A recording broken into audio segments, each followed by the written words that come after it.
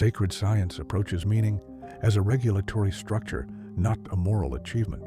Meaning systems organize motivation, effort, and identity by linking action to purpose. When those systems no longer match lived reality, the nervous system does not immediately collapse. It begins to disengage.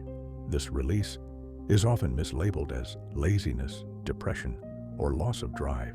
This chapter names the neurobiological signals that indicate meaning structures are loosening, while acknowledging that clinical depression and distress can also exist. And so here are 9 neurobiological signs meaning systems are releasing. 1. Motivational fatigue. Dopaminergic drive decreases when goals lose relevance. Effort drops before clarity emerges. 2. Burnout response. Chronic sympathetic activation exhausts stress systems. Withdrawal appears as protective regulation. 3. Boredom signaling. Reduced novelty response indicates predictive saturation. The brain disengages when meaning feels repetitive. 4. Humor emergence. Humor arises as threat perception relaxes. Absurdity replaces urgency when meaning loosens its grip. 5. Emotional flattening.